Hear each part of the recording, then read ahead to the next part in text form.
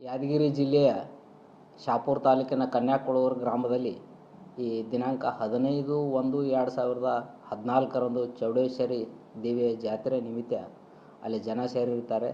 ಅಲ್ಲಿ ಗ್ರಾಮದವರಾದಂಥ ಈ ಸವರ್ಣೀಯರು ಮತ್ತು ದಲಿತರು ಆ ಬ್ಯಾನರ್ ಕಟ್ಟುವ ಸಲುವಾಗಿ ಅಲ್ಲಿ ಜಗಳ ಪ್ರಾರಂಭ ಆಗ್ತದೆ.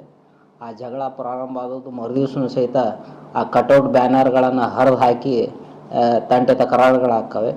ನಂತರ ದಿನಾಂಕ 17/1/2014ರಂದು ಸದರಿ ವಿಷಯದ ಕುರಿತು ಈ ದಲಿತರು ಮತ್ತು ಸವರ್ಣೀಯರ ಮಧ್ಯೆ ವಿಷಯಗಳನ್ನು ಬಗೆಹರಿಸೋಣ ಕೋರ್ತೀವಿ ಅಂತ ಹೇಳಿ ಈ ಮೃತ ದೇವೇಂದ್ರಪ್ಪ ದಳಪತಿಯವರು ಒಂದು 4-5 ಜನ ಸಾಕ್ಷಿದಾರರನ್ನು ಕರ್ಕೊಂಡು ಬಂದು ಆ ಪಂಚಾಯಿತಿ ಕಟ್ಟಿ ಹತ್ತಿರ ಅವರೆಲ್ಲರೂ ಕೂಡಿ ವಿಚಾರಗಳನ್ನು ಹಂಚಿಕೊಳ್ಳೋ ವಿಷಯದೊಳಗೆ ಆ ದಲಿತರು ಮತ್ತು ಸವರ್ಣೀಯರ ಮಧ್ಯೆ ಜಗಳಾಗಿ ಅಲ್ಲಿ ಈ ದೇವೇಂದ್ರಪ್ಪ ದಳಪತಿಯವರಿಗೆ ಹೊಡೆಯಲು ಬೆನ್ನು ಹತ್ತಾರ.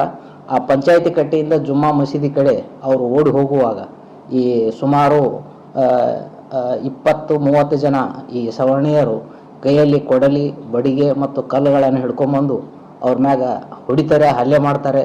ಆನಂತರ ಜಾತಿ ನಿಂದನೆ ಮಾಡ್ತಾರೆ. ಶಬ್ದಗಳಿಂದ ಬೈದು ಅವರ ಕೈ ಕಾಲುಗಳಿಗೆ ಸಹಿತ ಬಡಿಗೆಂದು ಹೊಡೆದು, ಕೊಳ್ಳಿಯಿಂದ ತಲೆಗೆ ಹೊಡೆದು ಮತ್ತು ಮೈತುಂಬ ಗಾಯಗಳನ್ನು ಉಂಟು ಮಾಡಿ ಅವರಿಗೆ ಗಾಯಗೊಳಿಸಿ ಅಲ್ಲಿ ತೆಳಕ್ಕೆ ಕಡುತ್ತಾರೆ.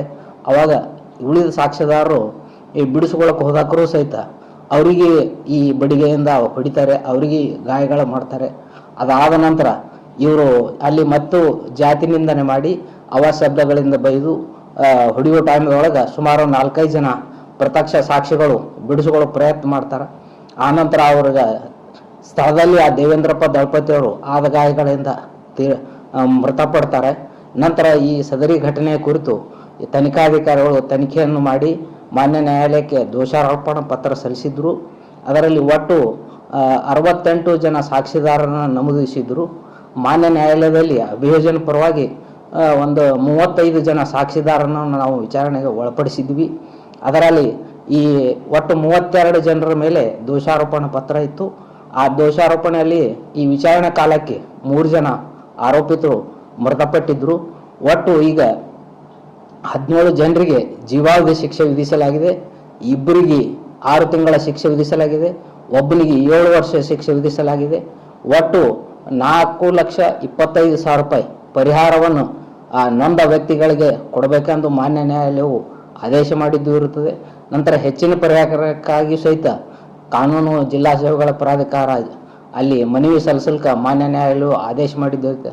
ನೊಂದ ವ್ಯಕ್ತಿಗಳಿಗೆ ಸುಮಾರು 12 ವರ್ಷಗಳ ಸುದೀರ್ಘ ವಿಚಾರಣೆ ನಂತರ ನೊಂದ ವ್ಯಕ್ತಿಗಳಿಗೆ ನ್ಯಾಯ ದೊರಕಿದ್ದು ನಮಗೆ ತುಂಬ ಸಂತೋಷ ಇದೆ.